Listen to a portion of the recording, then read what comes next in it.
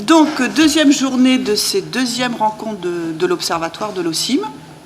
Hier, on vous a rendu compte un petit peu de ce que nous avions fait pendant 4 ans. Et l'objectif était de mettre en discussion un peu tous nos travaux.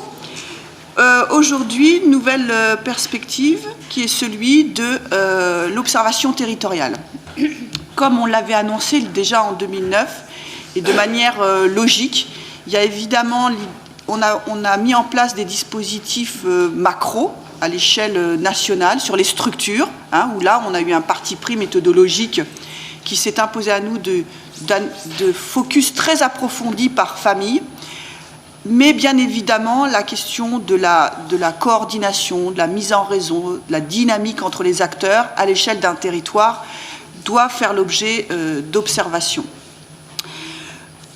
D'autant plus dans le contexte actuel où, comme l'a indiqué hier Bernard Schill, où l'enjeu est celui de la coordination des acteurs et à l'échelle de la gouvernance avec tous les enjeux autour de la décentralisation.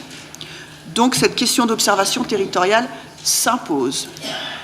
C'est un nouvel axe donc pour l'équipe de l'OCIM.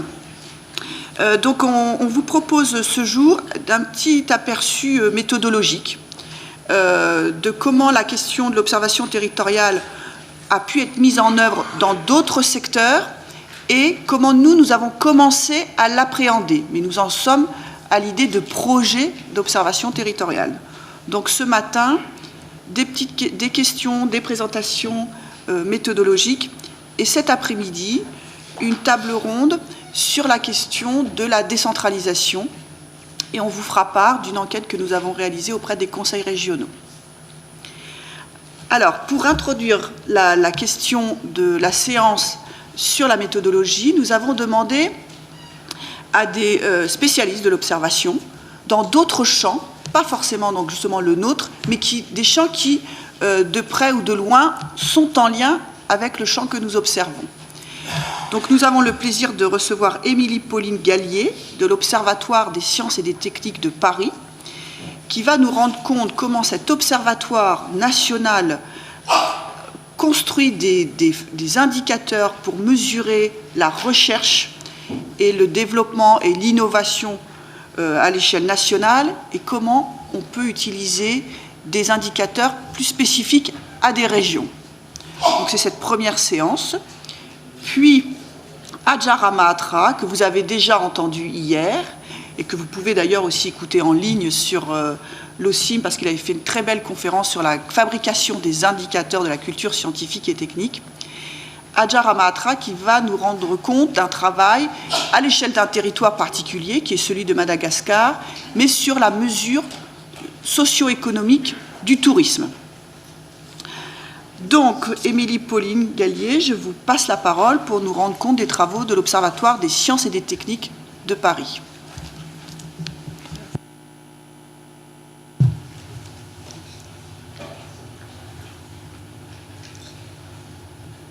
Vous voulez que je vous aide ?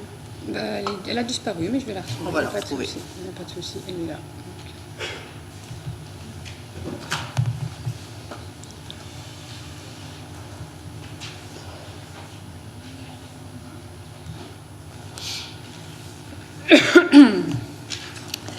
Donc bonjour, je suis Émilie-Pauline Gallier, comme on vient de vous le dire. J'ai construit ma présentation en 2 temps.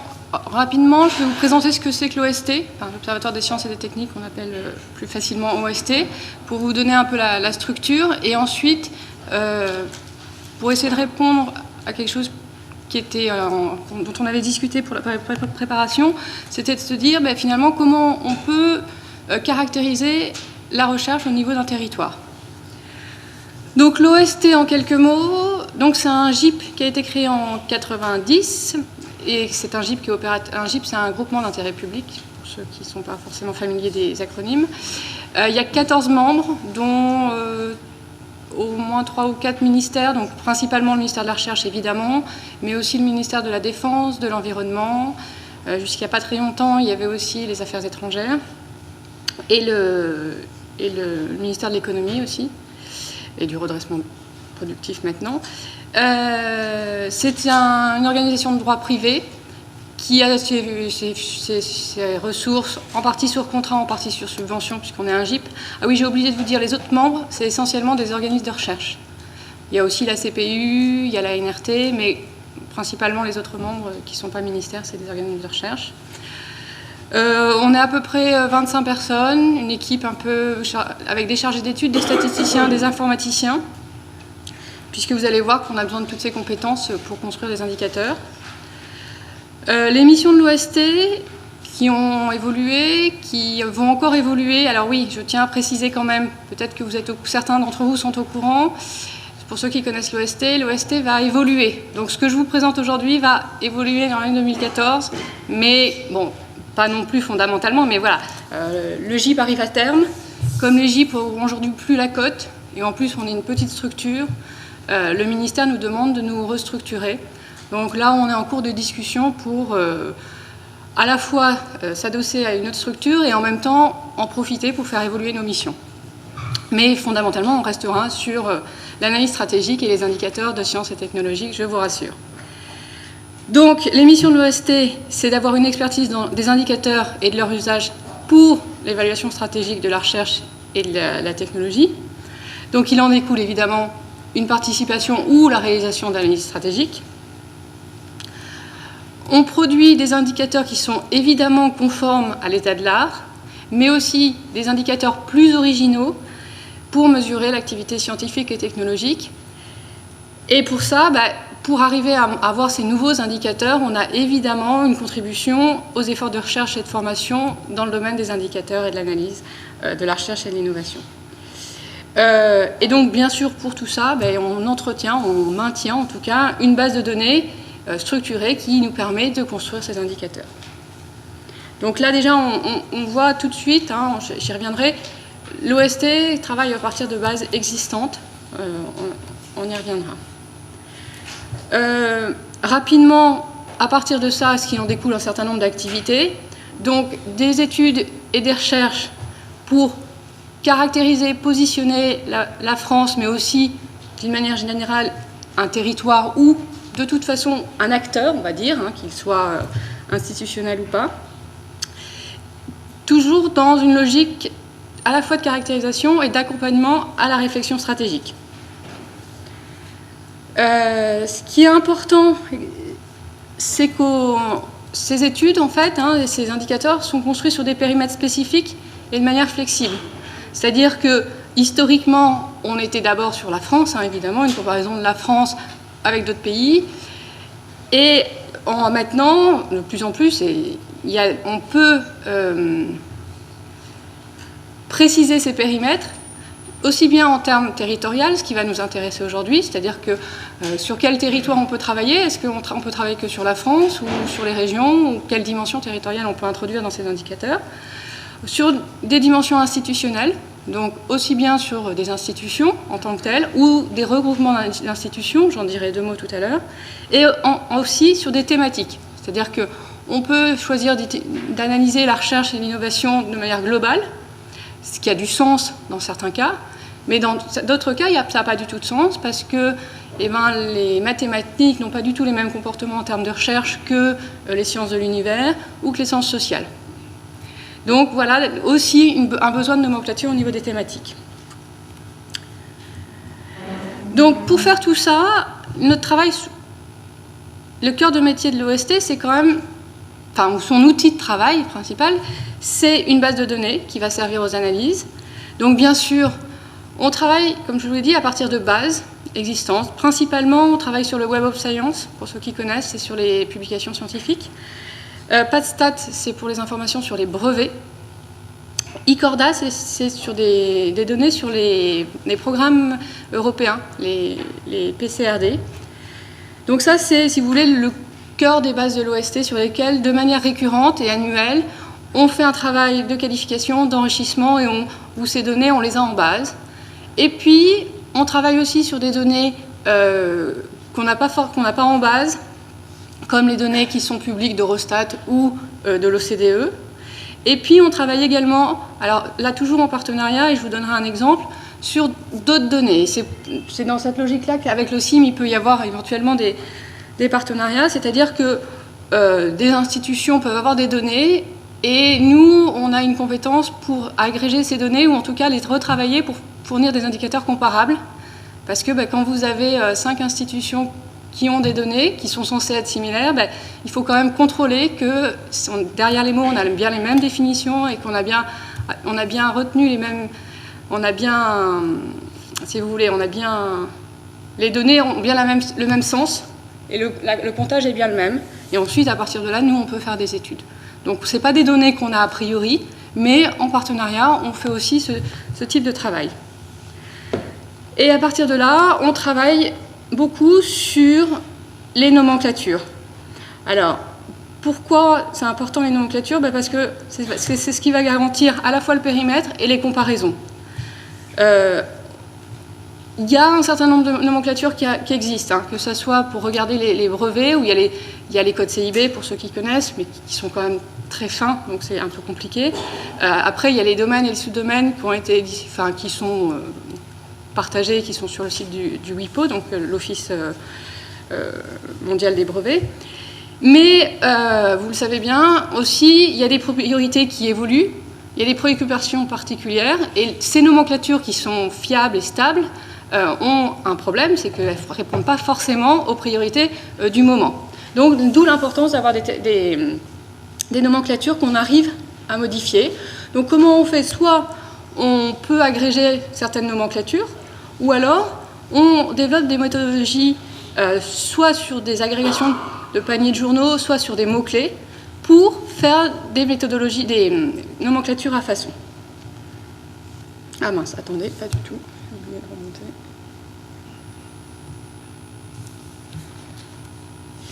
Donc voilà, très très rapidement, brosser les activités de l'OST. Je suis après prêt à répondre à toutes les questions que vous pouvez avoir, mais c'était juste pour vous donner un panorama, pour pas directement commencer sur comment caractériser la recherche et le développement à l'échelle d'un territoire. J'ai organisé ma présentation plutôt sur des exemples, en me disant que si vous aviez des questions méthodologiques, on pourrait en discuter, mais peut-être hors séance plénière, parce que souvent ça peut être des questions très précises. Et si moi j'avais fait que quelque chose de très méthodologique, je pense que je vous aurais vite perdu.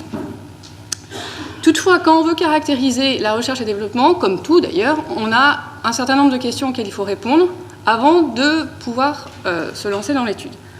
Donc la première question, même quand on a une question comme ça, comment caractériser la recherche à l'échelle du territoire, c'est se demander qu'est-ce qu'on veut réellement caractériser. Parce que dans la recherche et le développement, il y a beaucoup de choses.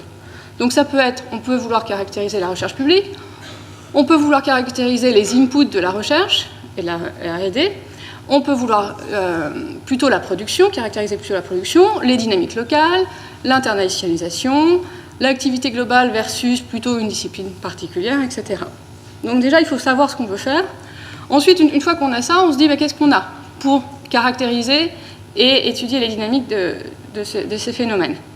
Donc à l'OST, la plupart du temps, on a des données, des informations sur les publications scientifiques, qui sont assez riches, des informations sur les brevets qui sont également assez riches, les budgets de R&D, mais alors là nous on ne travaille pas les données, on les a de manière brute, donc elles sont au niveau du territoire, on va être vite limité, parce qu'au mieux on les aura au niveau de la région, on ne pourra pas aller plus fin. Et après on peut avoir d'autres données quand on travaille en partenariat. Il faut savoir aussi que le PCRD, on ne peut pas utiliser les données sur le PCRD, parce qu'elles ne sont pas régionalisées, les données. Donc, quand vous avez un laboratoire du CNRS, c'est Paris 16e l'adresse. Donc, on ne peut absolument pas regarder au niveau d'un territoire particulier. Une fois qu'on a ça, la question aussi, c'est quel territoire? Vous savez tous que voilà, il y a différentes définitions du territoire. Donc, on peut rester à des définitions institutionnelles, comme la région. Donc là, il y a beaucoup d'études sur les régions et ça donne un certain nombre d'indications. Sauf que selon comment sont constituées les régions, ça peut être un très bon niveau et des fois, ça peut être un niveau un peu trop encore macro, notamment quand il y a plusieurs pôles ou quand, au contraire, on veut regarder les dynamiques internes. Donc, est-ce qu'on peut travailler au niveau de l'agglomération? Et d'une manière générale, est-ce qu'il est possible de travailler au niveau d'un site. C'est très à la mode, la notion de site, mais la notion de site, c'est plus modulable. On peut définir son site en fonction de ce qu'on recherche. Et d'une manière générale, est-ce qu'on peut analyser n'importe quel territoire? Alors avec les bases de données dont on dispose, la réponse est, en principe, oui, puisque en fait, toutes les données qu'on a, que ce soit au niveau des publications et au niveau des brevets, pas au niveau des budgets de R&D, je l'ai déjà dit, on a les adresses. Donc, avec les adresses, on a les villes et les codes postaux, et on peut, pour ceux qui sont familiarisés, utiliser les codes NUTS et donc arriver à des niveaux d'agrégation assez fins. Donc, potentiellement, oui. Après, c'est des activités de recherche et technologie. Tous les territoires ne font pas de la science et de la technologie. Donc, plus on va fin dans la définition du territoire, et plus on risque d'avoir, certes, des territoires qui ont du sens, mais en termes de recherche et technologie, on ne pourra pas dire grand-chose. Et c'est d'autant plus problématique si on veut étudier les dynamiques. Je vous donne un exemple. Si vous voulez regarder l'activité de la Lozère en mathématiques, alors, je n'ai pas regardé les chiffres, donc peut-être que s'il y a quelqu'un de la Lozère, il va me dire non, absolument pas, c'est très dynamique en mathématiques, mais bon, on va caricaturer un petit peu. Bon. L'activité de la Lozère en mathématiques, il y a peut-être une publication. Alors, forcément, si vous regardez l'année suivante, il y en aura peut-être 2. Donc, ça fait une croissance de 50%. C'est énorme. Mais sur 2, statistiquement, ça n'a pas beaucoup de sens. Donc, ça peut être utile, mais il faut quand même regarder... Enfin, il faut toujours se dire que les indicateurs, il faut qu'ils gardent du sens d'un point de vue opérationnel et fonctionnel, et pas simplement un beau chiffre. Donc voilà, oui, on peut a priori descendre assez fin, faire des combinaisons de sites ou des agrégations. Par exemple, on peut travailler sur les zones urbaines. Là, prochainement, c'est ce qu'on va faire. Donc, c'est des niveaux assez fins. Mais voilà, il y a quand même ce souci d'après de se dire qu'est-ce qu'il y a derrière ces chiffres. Pareil, une autre question, c'est qu'il est quand même utile la plupart du temps, mais vous devez le savoir si vous connaissez les indicateurs, d'avoir une référence de comparaison. Parce qu'un indicateur en tant que tel, si vous n'avez pas de comparaison, ok, il est beau, mais 50, si tout le monde a 50, vous êtes dans la moyenne. 50, si tout le monde a 100, vous n'êtes pas très bien. Et 50, si tout le monde a 10, vous êtes super. Donc voilà, il faut un référentiel. Donc il y a deux façons de l'avoir. C'est soit la France ou l'Europe, ou le monde, donc une référence plus large, dans laquelle comment s'inscrit le territoire dans cette référence plus large. Ou alors d'autres territoires qui sont définis de la même façon. Donc on va pouvoir comparer des régions ou éventuellement des agglomérations. Voilà. Et puis enfin, définir le périmètre thématique. Alors ça, c'est pareil. Plus vous allez fin dans votre définition du périmètre thématique, plus vous analysez précisément un type de comportement, évidemment, mais en même temps, plus vous risquez d'avoir des indicateurs qui sont plus significatifs parce que la production n'est pas suffisante. Et ce qu'il faut savoir, c'est qu'effectivement, les deux types d'analyse globale ou thématique ne donneront pas les mêmes résultats. Puisque en sciences, mais comme tout le temps, si vous regardez dans l'industrie, c'est pareil, la dimension sectorielle a toujours une importance importante puisqu'il y a des cultures, des logiques, des processus qui sont différents. Alors, une fois qu'on a évoqué rapidement ces questions, je me suis dit que le plus simple, c'était de regarder des exemples. Le premier exemple, ma question, c'est comment on peut caractériser globalement la recherche publique d'une région. Alors, les exemples que j'ai pris, ils ne sont pas spécifiquement faits, je m'en excuse pour aujourd'hui, ils sont tirés de différentes études qu'on a pu faire sur les régions. Alors, quand j'ai pu modifier ou indiquer que c'était pour la Bourgogne, comme on dit à Dijon, je me suis dit que ça ferait le consensus. Sinon, j'ai remplacé le nom de la région par X ou W ou Y en fonction. Donc là, l'idée, c'est de se dire, globalement, comment je peux caractériser la région. Alors, la première chose que je peux faire, c'est de regarder les budgets de R&D. Donc, au niveau régional, il n'y a pas de souci, l'information est disponible par le CIES, elle est publique. Donc, je peux avoir différents types d'informations sur la R&D. Donc, je vais avoir la R&D globale, qui est faite au niveau de la région. Et là, tout de suite, vous voyez, on compare avec la France, parce que si une région a 1 milliard de R&D, mais que tout le monde en fait plus ou moins, il faut quand même arriver à savoir quelle est la part par rapport soit aux autres régions, soit par rapport au pays. On peut regarder après, ce qui se fait souvent, comparer par rapport au nombre d'habitants ou par rapport au PIB, c'est des indicateurs très classiques. On peut regarder la recherche publique uniquement, on peut regarder même que l'enseignement supérieur. Enfin voilà, les indicateurs peuvent se décliner de manière assez fine, mais globalement. C'est-à-dire qu'on n'a pas d'informations par discipline de la R&D. Ça, c'est un problème, parce que on sait très bien que d'une région à l'autre, les budgets varient parce que les spécialisations territoriales sont différentes.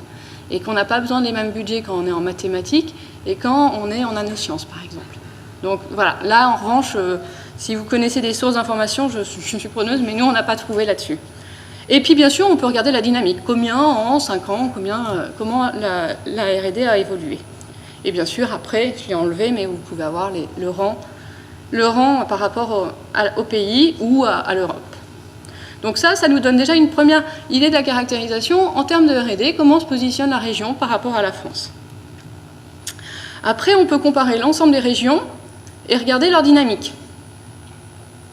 Donc ici, ce qu'on a fait, c'est on a regardé de 2003 à 2009 la variation de la DIRD, donc c'est les dépenses intérieures de R&D, et la variation du PIB. On voit bien qu'il y a certaines régions, comme le Languedoc-Roussillon, qui a une variation de la DIRD beaucoup plus forte que celle du PIB. La Bourgogne, elle, se situe dans une variation à peu près similaire entre la DIRD et le PIB, mais avec des variations plutôt faibles par rapport aux autres régions, enfin en tout cas relativement faibles par rapport à d'autres régions. Je vous rappelle, en bleu, c'est les PIB, donc ça varie relativement peu. Il y a peu de variations entre les pays sur le PIB, entre les régions.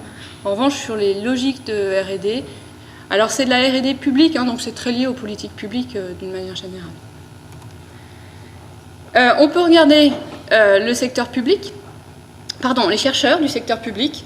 Donc en vert, vous avez la variation entre 2003 et 2008, et les points rouges, c'est le nombre de TP, donc c'est l'abscisse qui est à droite, le nombre de TP.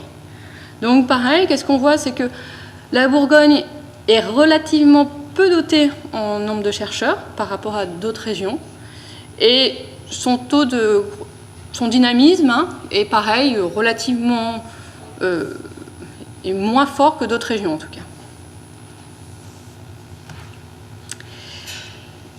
Sans trop de surprise, si on regarde les publications scientifiques au niveau régional, on a à peu près les mêmes dynamismes qui sont liés au nombre de chercheurs.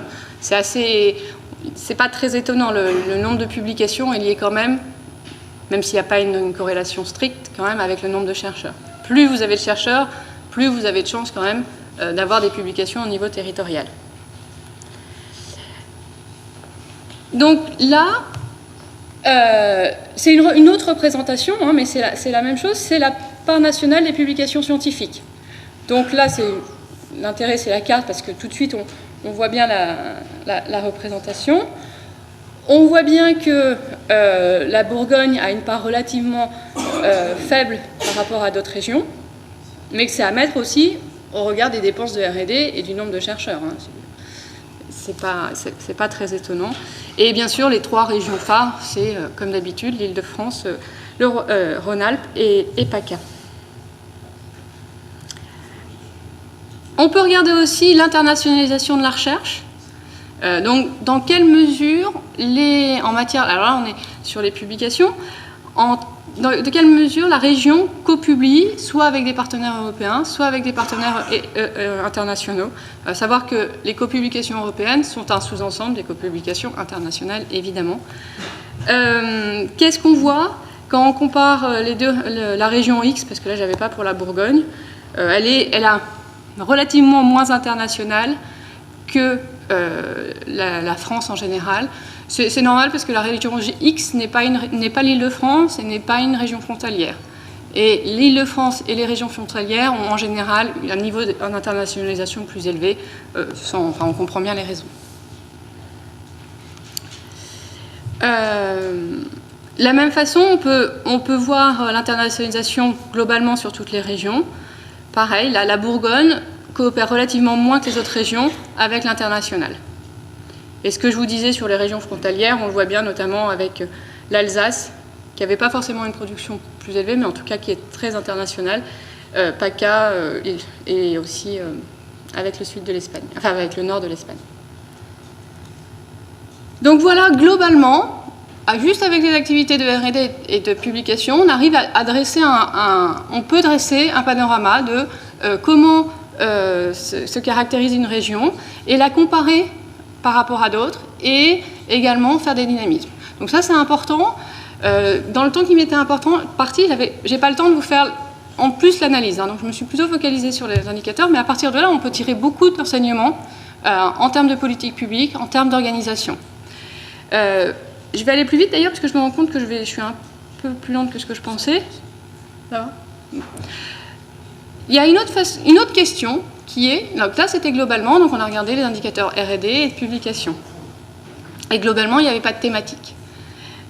On peut aussi se dire, moi ce qui m'intéresse c'est juste l'activité scientifique d'une région. Alors là, donc ça c'était pour une autre région, on a regardé cette activité scientifique à partir de 4 grands types d'indicateurs qui sont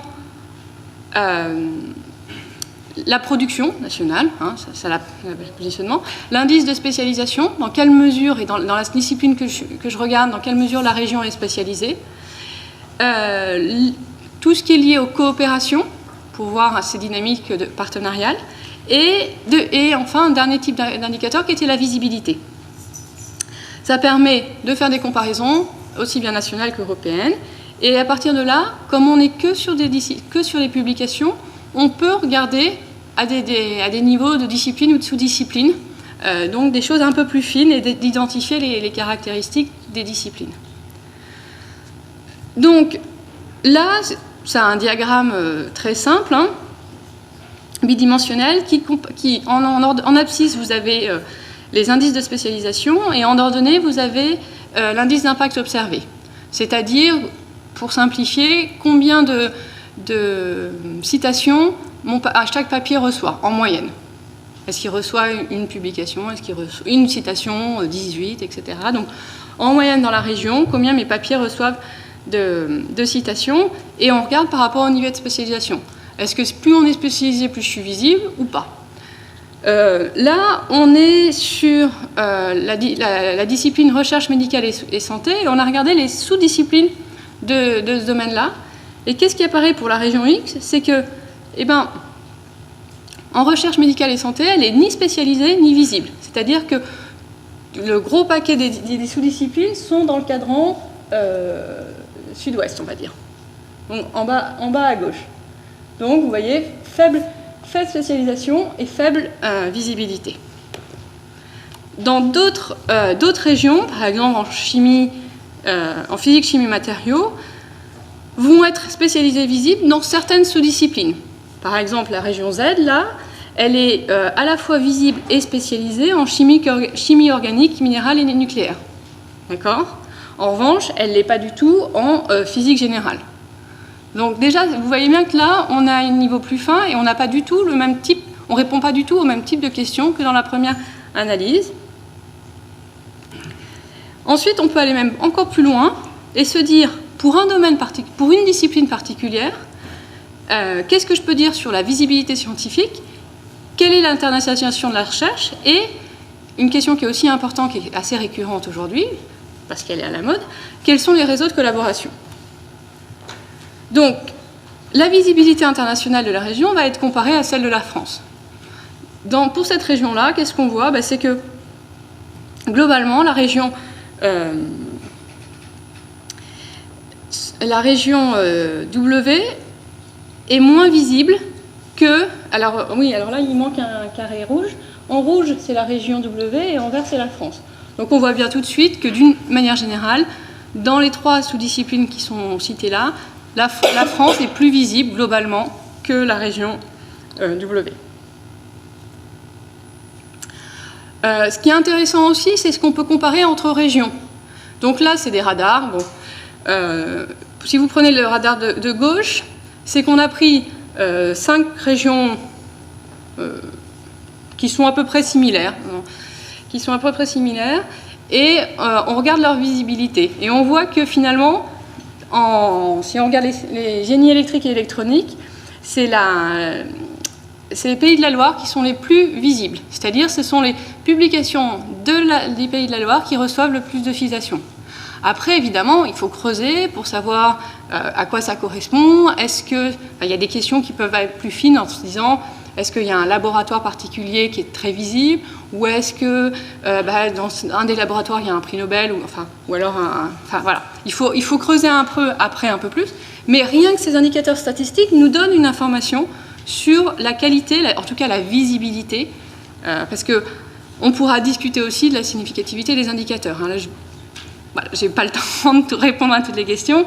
Là, je vous présente ce que nous, on utilise. Après, bien sûr, on pourra discuter de ce qu'ils disent réellement et des précautions d'usage qu'il faut prendre pour s'en servir, évidemment. Si vous regardez la Bretagne, finalement, la Bretagne est assez peu visible dans ce domaine-là. Languedoc-Roussillon, pareil, dans les trois sous-disciplines regardées, sont relativement peu visibles. Et Aquitaine, c'est variable.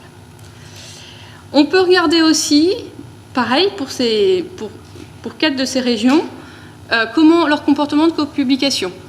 Et à la fois, on peut regarder en termes de dynamique régionale, donc les copublications intra-régionales, à une nuance près, parce qu'on n'est pas toujours capable de distinguer si c'est si c'est 2 laboratoires différents ou la même université, ou le même laboratoire.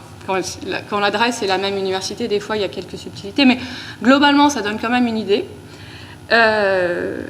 Ça donne aussi, on peut regarder les copublications nationales, donc le réseau au niveau national, et bien sûr au niveau européen et international. Je ne vais évidemment pas vous décrire ces schémas-là, mais c'est simplement, vous voyez bien, juste en regardant les schémas, que les régions n'ont pas les mêmes comportements sur ces 4 indicateurs. Donc il y a des dynamiques différentes, et en plus les dynamiques diffèrent selon les sous-disciplines. Donc vous voyez bien que la spécificité et le niveau de spécialisation de chacun jouent. Une autre façon, ce qu'on peut faire aussi avec les données de publication, c'est de regarder les réseaux des régions à partir des liens forts. Donc c'est à partir d'indices d'affinité, donc le type de relation entre 2 régions. Là, c'est une région et l'ensemble du réseau de ses partenaires. Donc qu'est-ce qu'on voit ? Bon, sans surprise, l'Île-de-France et à la fois la taille des points, c'est la production. C'est la production, donc vous voyez, l'Île-de-France produit beaucoup et ce qui est logique, a énormément. Tous les traits, c'est les liens forts qui relient d'autres régions. Donc vous voyez bien le nombre de liens forts qu'a l'Île-de-France, aussi bien sur la France qu'à l'international. Il y a la Catalogne aussi, qui a des relations assez fortes. Rhône-Alpes également. Alors, je ne sais pas si vous arrivez à distinguer tout ça, mais Rhône-Alpes est on va dire au sud-ouest de la Catalogne et Provence-Côte d'Azur au sud. D'accord ? Donc, vous pouvez affiner l'intensité des liens et ça vous donnera les principaux partenaires ou, au contraire, les partenaires les moins importants, mais qui peuvent être aussi source de renouvellement. Donc après, pareil, il faut faire une analyse sur les différents partenaires, mais déjà, ça vous donne une cartographie du réseau. Et après, à partir de tout ça, juste pour vous donner en termes d'analyse, on peut faire une analyse force-faiblesse, qu'on appelle les analyses SWOT. Bien sûr, pas du tout intéressant ici de développer, mais pour vous dire que voilà, toutes ces informations permettent aussi de faire des analyses après SWOT. L'exemple 2, je vais aller très vite, c'est sur l'activité technologique. Donc là, on n'est plus sur l'activité scientifique, on est sur la technologie. L'activité technologique à l'OST est mesurée par les brevets, qui est une mesure partielle de l'innovation, avec ses limites, etc., mais évidemment avec un certain nombre d'avantages. Gros intérêt des informations sur les brevets, c'est que l'information est publique et partagée. Donc là, c'est pareil, on peut soit comparer entre régions, donc par exemple la part européenne des demandes de brevets. Là, on voit que la première région, c'est l'Île-de-France, et et ensuite c'est la région de Munich, où on peut regarder aussi les parts européennes en fonction des domaines technologiques pour une région. Je vous passe juste simplement pour vous dire que là, j'ai pas le temps, mais à partir des brevets, on peut avoir plein d'autres indicateurs. C'est-à-dire qu'on peut avoir les brevets co-inventés, donc les dynamiques d'invention.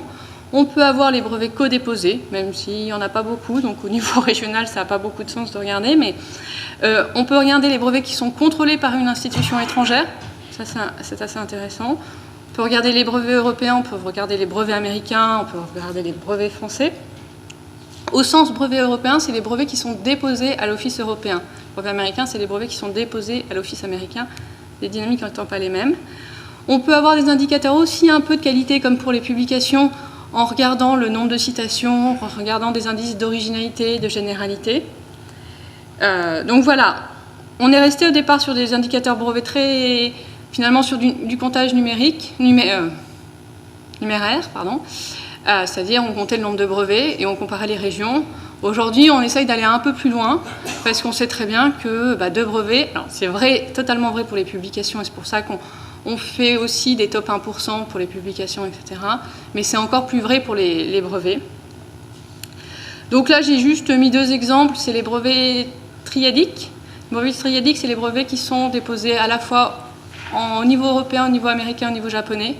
Donc ça donne une idée de l'étendue du marché, parce que ça a un coût de déposer un brevet. Donc si une entreprise ou une institution dépose un brevet dans 3 offices, dans ces 3 offices, ça veut dire qu'elle espère un retour sur investissement important. On peut comparer aussi les brevets déposés et les brevets délivrés. Juste 2 mots pour finir, et pour vous donner un exemple. On peut travailler sur les IDEX. Donc c'est pas tout à fait un territoire, mais c'est quand même une notion de site intéressante. Donc juste un exemple pour dire que voilà, on peut constituer des groupes d'institutions, même si ça va un peu au-delà du sujet ici. Et enfin, juste pour vous donner une idée de ce qu'on avait fait il y a quelques années, en partenariat avec un certain nombre d'organismes, c'était d'avoir la répartition géographique des ressources humaines de la recherche publique. Donc on avait travaillé avec certains organismes de recherche et certaines universités, et on avait toutes les données, je vous rassure, pour regarder la proportion de femmes dans la recherche. Donc là, vous avez d'un côté l'enseignement supérieur, de l'autre côté le PST.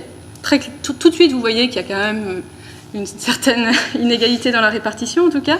Et en plus, on peut comparer par rapport à la présence des hommes, il y a la présence des femmes, et ça change, ça change beaucoup, mais voilà, actuel. Là, c'est des données 2005, je crois, à l'époque, mais ce n'est pas fondamentalement changé.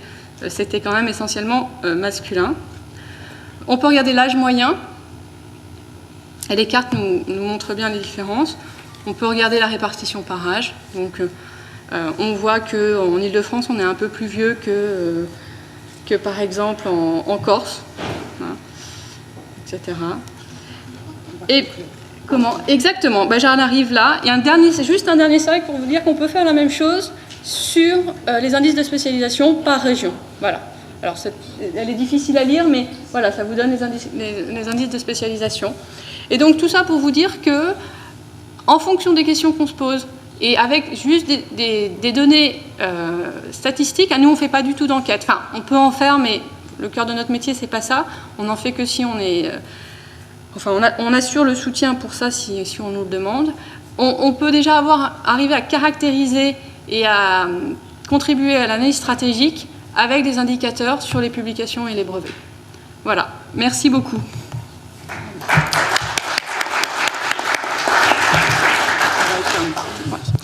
Merci beaucoup, Émilie, Pauline. Alors là, c'est passionnant, on est admiratif dans tout ce qu'il y a. Je passe très vite la parole à Adja, sachant qu'effectivement, on aurait beaucoup de questions sur comment vivent ces résultats, qu'est-ce que vous en faites, quelle est votre politique de publication, la place des sciences humaines, sachant que votre démarche, et comment vous voyez la culture scientifique et technique. On aurait plein de choses. Je passe la parole à Adja sur, pareil, alors dans un autre volet d'une autre expérience d'observation territoriale à Madagascar. Adja, on va essayer de raccourcir un petit peu, si tu peux. D'accord.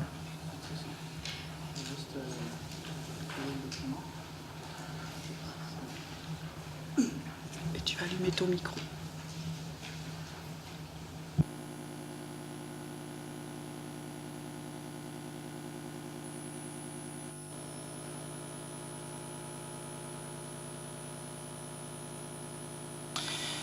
Alors, bonjour. En fait, mon intervention ce matin était en fait de vous emmener un petit peu à l'extérieur de la France. Donc, on va aller à Madagascar, justement sous les enjeux qui sont peut-être définir les indicateurs entre comment en fait traduire une politique nationale, notamment une politique de l'environnement, entre les enjeux nationaux et les enjeux régionaux, parce qu'évidemment, comme ce qu'on a vu depuis hier, c'est que en termes d'indicateurs, puis en termes de ce qu'on veut mesurer, il y a évidemment des spécificités qu'il faut tenir compte lorsqu'on rentre justement au niveau des dimensions du territoire ou des dimensions au niveau régional. Alors, ce que je vais faire, donc, très rapidement, donc, petite mise en contexte pour commencer. Donc, Madagascar offre en fait un contraste saisissant entre un capital naturel qui est très riche, très diversifié, reconnu mondialement et en même temps qui souffre, on dirait, d'une présence persistante de la pauvreté de sa population. Donc, si on fait un tour très rapide, quelques chiffres justement, un 20e de la biodiversité mondiale connue se retrouve à Madagascar et dans le palmarès des 5 pays possédant le plus grand nombre d'espèces animaux selon Conservation internationale. Il est classé comme étant des écorégions prioritaires selon le classement de WWF et en termes de taux d'endémisme, donc ça c'est des espèces, que ce soit espèces vivantes, je dirais faune et flore, on a plus de 90% d'espèces terrestres qui sont endémiques à Madagascar, donc on retrouve uniquement sur place. En contrepartie de ça, évidemment, on ne peut qu'être étonné quand on voit justement le ratio de pauvreté qui, justement, selon les dernières données qui sont disponibles par la Banque mondiale, 92% de ratio de pauvreté. Le ratio de pauvreté, en fait, est exprimé en fonction de, je pense, c'est $2 par jour par personne. Comme moyen pour les besoins de subsistance, donc c'est très faible. Classé 151e rang sur 188 en termes d'indice IDH, donc ça c'est au niveau de la PNUD, 164e sur 173 en ce qui concerne le PIB par habitant. Donc c'est des indicateurs, en tout cas des agrégats économiques qu'on a l'habitude d'entendre, de voir, mais qui donnent un portrait, je dirais, en termes socio-économiques là, sur le positionnement du pays. Une population rurale aussi qui est prédominante, 2 tiers de la population totale, et de cela, il y a 3 quarts qui dépendent en fait des ressources naturelles pour leurs activités de subsistance. Un dernier rapport de la Banque mondiale en 2013, si je me souviens bien, qui est sorti en janvier, qui estime que le coût estimé de la dégradation environnementale à Madagascar, c'est à peu près 9 à 10% de son PIB, donc c'est entre 337 millions d'euros à 365 à peu près. Donc ça dresse la table en fait pour dire que il y a effectivement une problématique donc, au niveau de l'environnement qui a conduit la mise en place d'une politique environnementale aux alentours des années 85 à 90 à peu près, sous l'impulsion notamment de la communauté scientifique internationale qui a tiré le signal d'alarme pour dire que c'est un pays qui mérite effectivement qu'on accorde une importance prioritaire en termes de préservation et de conservation. Alors évidemment, le problématique de l'environnement est largement associée à la biodiversité, puisqu'on parle ici donc du capital naturel qui est en danger. Et en fait, la problématique s'est construite autour de sa dégradation. Alors là-dessus, ce qu'il faut surtout retenir, c'est que selon une grande partie des revues de littérature, qui est appuyée notamment aussi par la logique derrière les financements accordés par les grandes institutions, notamment la Banque mondiale, le FMI, le PNUD, etc. C'est qu'il y a 3 causes de dégradation du capital naturel. C'est la pauvreté, un faible niveau de production agricole, en fait, qui se traduit notamment par l'utilisation des méthodes de culture itinérantes traditionnelles. Donc on parle ici des cultures sur brûlés, c'est-à-dire qu'on brûle des espaces, des zones, en fait, pour pouvoir faire la culture par la suite, et un taux de croissance démographique élevé. Donc ça, ce sont les trois facteurs en fait, qui contribueraient à la dégradation du capital naturel à Madagascar. Évidemment, il y a des contestations par rapport à ça, parce qu'il n'y a pas encore comment on appelle ça, relations qui sont effectivement établies pour déterminer qu'est-ce que c'est vraiment la pauvreté qui emmène la dégradation du capital naturel. Ceci étant dit, ce sont les 3 éléments qui sont généralement reconnus au moment où on se parle là comme cause. Alors, de 91 en 2010, en fait, il y a eu 3 phases qui a été la mise en place du plan d'action environnementale en 1987 et qui a été financé par la Banque mondiale en grande partie et qui a permis notamment la création d'une institution qui s'appelle l'Office national de l'environnement. Et c'est le sujet sur lequel je vais vous parler aujourd'hui parce que l'Office national de l'environnement va faire un peu un travail d'un gendarme en termes de tout ce qui est politique environnementale à Madagascar, mais en même temps va aussi jouer un petit peu le rôle d'un observateur, un observatoire dans le sens qu'elle va colliger un certain nombre d'informations et elle va produire en fait aussi un certain nombre d'indicateurs qui va faire en fait dresser un état de l'environnement à Madagascar. Alors, la politique environnementale, en fait, va se résumer en des termes qui sont relativement assez simples, c'est de conserver, préserver le capital naturel, qui est une matière première des secteurs porteurs tels que l'écotourisme, vecteur de développement pour le bénéfice des aires protégées et des communautés locales. Donc, on retrouve à l'intérieur de cette espèce de, je ne dirais pas une définition, mais de mission, des notions qui sont reliées justement au développement durable, puisqu'on parle ici des retombées auprès des communautés locales. En même temps, il y a des notions telles que justement les secteurs de développement comme l'écotourisme qui fait en fait écho au secteur porteur justement pour pouvoir développer l'économie à Madagascar. Et évidemment, on parle de conservation, préservation du capital naturel qui évidemment fait référence à l'environnement. Alors, l'Office national de l'environnement, évidemment, je vais passer très rapidement au niveau des missions et des attributions, mais ce qui nous intéresse plus particulièrement, c'est que il y a une section qui touche, qui est la gestion des systèmes d'information environnementale, suivi en évaluation de l'état de l'environnement pour appuyer l'évaluation environnementale et pour une meilleure prise de décision à tous les niveaux. Concrètement, ça veut dire quoi? Ça veut dire que cet organisme-là, en fait, va préparer, produire et mettre à jour des tableaux de bord environnementaux, que ce soit au niveau nationaux et régionaux. Donc, on voit tout de suite donc, que elle va être évidemment en première ligne en ce qui concerne le choix des indicateurs qui vont être à l'intérieur de ces tableaux de bord-là. Mais en même temps, elle sera aussi confrontée probablement aux enjeux qui sont derrière justement les attentes et les besoins des différents acteurs, que ce soit les indicateurs qui interviennent au niveau national, au niveau de l'État, au niveau du gouvernement central, et en même temps au niveau des régions qui sont composées aussi d'une myriade d'acteurs. On retrouve notamment les ONG là-dedans, on retrouve les collectivités locales, on retrouve un certain nombre, que ce soit les sociétés civiles, qui ont des intérêts relativement différents par rapport justement comment on appelle ça, je dirais par rapport au niveau national. L'autre chose aussi, c'est qu'elle est supposée développer des systèmes de veille environnementale, donc l'observatoire de l'état de l'environnement.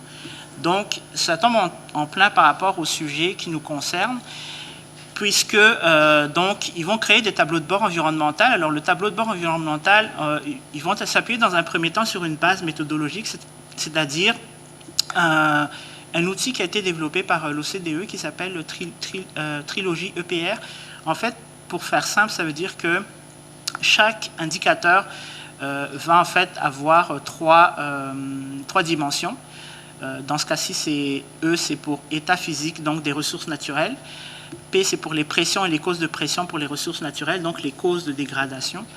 Et réponse R pour réponse, qui est en fait les réponses apportées face aux problèmes et menaces de dégradation de l'environnement qui sont adressés par la société. Alors, pour chaque indicateur qui va se retrouver donc à l'intérieur de ce tableau de bord environnemental-là, on va retrouver toujours ces trois dimensions-là. Les sources de données qui sont utilisées, principalement, ce sont des données secondaires, comme ce que l'intervenant tout à l'heure, donc, qui travaille beaucoup sur des données secondaires. Ici, c'est la même chose. Donc, on travaille sur des bases de données, revues de littérature, des rapports d'études sectorielles, des rapports au niveau des ONG, des documents ministériels, l'Institut statistique de Madagascar, des données météorologiques, évidemment, cartographie, et les rapports qui viennent des bailleurs de fonds. Donc, c'est principalement donc, des données secondaires qui vont être agrégées, qui vont être compilées en fait par le tableau de bord environnemental. Évidemment, leurs publics cibles sont très élargis. On retrouve notamment là-dedans évidemment le gouvernement, les ONG, les sociétés civiles, investisseurs, que ce soit locaux ou étrangers, des bailleurs de fonds, comités scientifiques, étudiants, grand public. Alors, le tableau de bord environnemental, en fait, pour faire simple, c'est un outil synthétique d'observation, suivi, d'aide à la décision et de sensibilisation. Alors ça, c'est pour vous dresser tout simplement un portrait très rapide de l'outil qui est utilisé et qui est toujours utilisé jusqu'à maintenant pour faire en fait un état de l'environnement.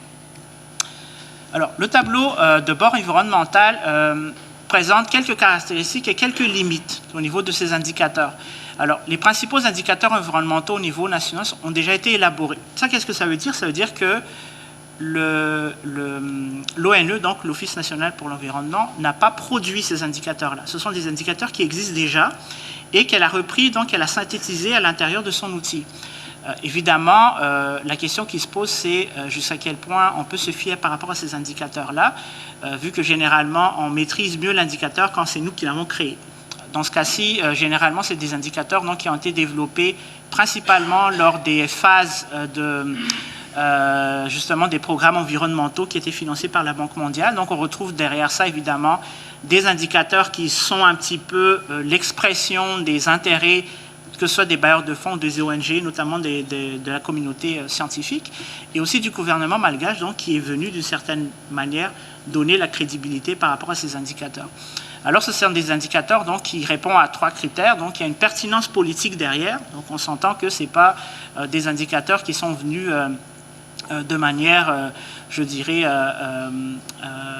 naturelle. Ça a été créé. Évidemment, il faut qu'il y ait une certaine utilité pour les utilisateurs. Il y a évidemment une validité analytique qui est derrière ça. Et évidemment, il faut que ce soit mesurable. Alors, les indicateurs sont en partie de nature thématique et portent sur des grands domaines. Donc, on a la biodiversité, le sol et le couvert végétal, le littoral, les eaux continentales, le climat et les changements climatiques, auxquels on rajoute les facteurs socio-économiques. On inclut là-dedans justement les indicateurs sur l'écotourisme et les programmes environnementaux. On note toutefois qu'il y a des limites qu'on peut observer par rapport à ces indicateurs-là, c'est que dans un premier temps, il y a peu de recherches quantitatives ou qualitatives pour obtenir des données primaires. Donc, comme je vous avais dit, ce sont des indicateurs qui existent déjà. On travaille sur du connu, des données secondaires. C'est une logique d'implantation aussi top-down, dans le sens qu'on part à partir des indicateurs connus, un certain nombre de données, puis la manière de l'implanter est évidemment de haut vers le bas. Alors, on a très peu de retours, par exemple, par rapport aux gens qui les utilisent à la base, donc les utilisateurs finaux. Par contre, on a derrière ça l'État qui soutient que c'est un outil qui est absolument formidable, qu'il faut utiliser, sans que ce soit réellement véridique, là, quand on rentre au niveau réel sur le terrain. Il y a aussi l'aspect des retombées, justement, sur les collectivités locales qui est occulté. Alors, évidemment, ça pose problème parce que l'idéal étant justement de respecter la notion du développement durable, qui est justement de mesurer les retombées par rapport aux collectivités locales. Et dans ce cas-ci, cet outil-là ne le présente pas du tout, ou alors c'est occulté. L'autre chose, c'est que l'ONE ne crée pas de nouveaux indicateurs, alors que normalement, en tant qu'observatoire, puis on le voit par exemple si on fait un parallèle avec l'OCIM, qui est allé quand même chercher un certain nombre d'informations, dont des données primaires, certains indicateurs ont été obligés d'être créés pour pouvoir justement répondre à des objectifs spécifiques. Dans ce cas-ci, elle ne crée pas de nouveaux indicateurs, elle fait que synthétiser l'information. Alors, compte tenu de ces limites, donc évidemment, là je passe très rapidement parce qu'il y a différents modes de mesure qui sont utilisés dans le tableau de bord environnemental. Donc, comme je vous avais dit tout à l'heure, par exemple pour les indicateurs sur les espèces naturelles c'est-à-dire faune et flore, donc il y a des inventaires qui existent. Là, sur ce point-là, par contre, Madagascar bénéficie en tout cas de l'intérêt de la communauté scientifique depuis déjà très très longtemps. Donc il y a des bases de données qui sont très bien fournies sur les recensements au niveau des espèces. Les indicateurs de superficie, on utilise la télédétection aussi, la cartographie. Il y a des indicateurs qui sont liés au climat, donc il y a les stations climatologiques qui rentrent là-dedans ou des enquêtes. Donc il y a différentes choses qui sont mises en place qui, en tout cas pour résumer, c'est que le tableau de bord en fait va synthétiser un certain nombre d'outils qui sont utilisés, de méthodologies pour aller collecter ces informations. Mais encore une fois, ce qui est très important de retenir, c'est que l'ONE ne va pas faire un requête en termes de données primaires. Alors si on fait un survol maintenant pour essayer de comparer un petit peu, parce qu'évidemment, comme je vous avais dit au début, l'ONE, en fait, avec cet outil-là, est quand même confronté aux disparités régionales par rapport justement aux indicateurs qui sont plus au niveau national. Alors, à ce sujet-là. Donc moi, je vous ai présenté ici très rapidement des exemples. Pour le tableau de bord national, en fait, il y a 102 indicateurs qui sont répartis dans les 7 catégories que je vous ai dit tantôt. Il y a une focus sur un aperçu global de l'état de l'environnement, qui, je pense, est effectivement un des objectifs du tableau de bord environnemental. On a recours aux grands agrégats socio-économiques, donc le PIB, etc. On a une vision macroéconomique du tourisme, donc généralement on va s'arrêter principalement sur le nombre de visiteurs qui est venu dans le pays, les retombées en termes de recettes, c'est-à-dire les dépenses touristiques, mais ça reste vraiment au niveau macro. Les indicateurs qui sont en lien aussi avec les énoncés politiques et les documents cadres sur la politique environnementale du pays. Donc c'est un document, en tout cas au niveau national, le tableau de bord va faire un petit peu le relais ou, si vous voulez, la cristallisation des grandes politiques environnementales et des engagements du gouvernement que l'on veut retrouver à travers justement les objectifs et les indicateurs qui sont dans cet outil-là. Dernière chose, c'est que c'est supposé être un outil qui doit être mis à jour aux 3 ans. Pourquoi 3 ans? C'est parce que lorsqu'il y a eu le programme environnemental qui a été lancé à Madagascar, donc il y a eu un cycle de 3 ans pour le projet qui était fixé par la Banque mondiale. Donc le tableau de bord national était supposé arriver à chaque fin de cycle de ce projet-là. Maintenant, si on regarde au niveau de la région, par contre, donc on se rend compte qu'il y a effectivement des ajustements qui ont été effectués par l'ONU pour essayer quand même, dans la mesure du possible, de refléter certaines caractéristiques régionaux qui ne se retrouvent pas au niveau du tableau de bord national. Alors, par exemple, on a rajouté une catégorie supplémentaire qui s'appelle environnement urbain. Pourquoi? Parce que dans certaines régions, évidemment, surtout à Madagascar, il y a une très forte concentration, en tout cas, la population, en tout cas, il y a une forte concentration aux alentours des zones urbaines. Et évidemment, ça crée des dimensions qui sont complètement différentes, qu'il faut évidemment rendre compte à l'intérieur de cet outil.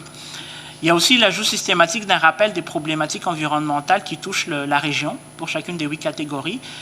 Il y a eu aussi en fait une bonification des indicateurs qui sont répartis en fait maintenant, au lieu que ce soit 7, c'est 8 catégories. Donc il y a eu un processus d'élimination parce que des indicateurs macro étaient plus pertinents, mais par contre, on a rajouté ceux qui reflètent la dimension régionale. Alors, je donne quelques exemples, comme l'exploitation de la biodiversité des collectivités locales. Donc ça, concrètement, ça veut dire quoi? Ça veut dire c'est la collectivité locale donc, qui utilise les ressources naturelles pour pouvoir vivre, alors que ce soit des ressources naturelles qui viennent de la mer ou que ce soit l'utilisation du couvert forestier, par exemple, pour faire des coupes au bois pour se chauffer, etc. Donc ça rentre là-dedans. Il y a la promotion régionale de l'écotourisme. Donc là, on se positionne vraiment sur une filière particulière, donc l'écotourisme, qui est donc une branche considérée comme étant une branche du tourisme. Il y a une valorisation des filières, chose qu'on n'aborde pas du tout au niveau national. Donc les filières, c'est ce qui caractérise en fait chaque région, c'est-à-dire quelles sont ses forces en termes de production. Par exemple, si je prends dans le sud de Madagascar, il y a une grande production de sisal et de ressources halieutiques, donc ça va se retrouver ici. Il y a aussi les us et coutumes qui favorisent la conservation. Donc, par exemple, si je prends encore l'exemple dans le sud, il y a par exemple des zones qu'on appelle des zones sacrées qui permettent en fait, d'une certaine manière, de conserver en fait des aires protégées. Donc, vous voyez, donc, il y a quand même un effort qui a été fait au niveau de l'ONE pour essayer de s'ajuster par rapport au tableau de bord régional. Alors, ce qui surtout en fait emmener par contre le constat que malgré qu'il y a une pertinence au niveau des tableaux de bord régionaux, il y a quand même des informations qui manquent parce qu'il y a encore beaucoup de disparités régionales qui ne se reflètent pas à l'intérieur de cet outil.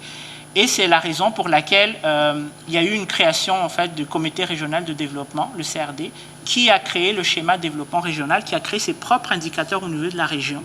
Alors juste pour faire un rapide, très rapidement, les bonifications, donc si vous regardez la dernière case, en fait, on a un diagnostic plus détaillé des enjeux et problématiques de la région. Un exemple très frappant, c'est l'enclavement. Parce que vous savez, à Madagascar, il y a énormément en fait, de zones, de sites qui sont potentiellement intéressants en termes d'exploitation touristique, qui ne sont pas accessibles parce qu'il n'y a pas d'infrastructure d'accès. Alors, la région, en fait le comité régional de développement de la région, a créé un indicateur spécifique sur ce qu'on appelle la notion d'enclavement. Donc, en suivant en fait, cette notion d'enclavement, on est en mesure de déterminer justement quelles sont les régions qui performent bien en termes justement du taux de désenclavement. Alors, c'est un petit peu l'exemple de ce qui a été fait au niveau de l'approche régionale. Je termine juste par le dernier acétate ici, en termes d'indicateurs éco-touristiques. En fait, qui se complètent donc avec le tableau de l'outil du tableau de bord et qui sont aussi exprimés à travers le document de schéma de développement régional. Donc, par exemple, au niveau de l'écotourisme de la région, on va aller chercher la fréquence et la diffusion du plan de directeur régional. On va chercher le pourcentage d'évolution de la capacité d'accueil, le nombre de sites écotouristiques classés et aménagés, c'est-à-dire que les gens puissent y accéder et retrouvent en fait un certain nombre de commodités sur place. On va retrouver aussi le nombre de circuits touristiques créés, le nombre de sites potentiels qui sont désenclavés. Donc, comme je vous avais dit tout à l'heure, la notion d'enclavement est très importante au niveau régional. Et puis, donc ça contraste par rapport au niveau national, où, comme je vous avais dit tout à l'heure, on s'arrête principalement sur les grands agrégats, les grands indicateurs comme l'évolution des arrivées des non-visiteurs au niveau des frontières. Donc, c'est un petit peu un exemple très, très concret, très rapide, qui vous montre dans un domaine qui est tout à fait autre, en fait, qui est notamment ici le développement écotouristique et politique environnementale dans un pays qui est en voie de développement comme Madagascar, mais qui se retrouve en fait avec les mêmes interrogations en termes d'utilisation des indicateurs et puis de refléter en fait les dimensions régionales lorsqu'on commence à comparer ça par rapport aux indicateurs qui sont au niveau national. Donc ça termine mon intervention. Merci. Merci beaucoup, Adja. On est terrible parce qu'on vous demande l'impossible, en fait, de présenter des machines complexes, passionnantes en 30 minutes.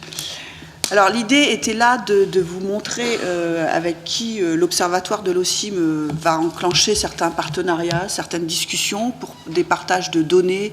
Vous avez vu les sources primaires, les données primaires, les données secondaires.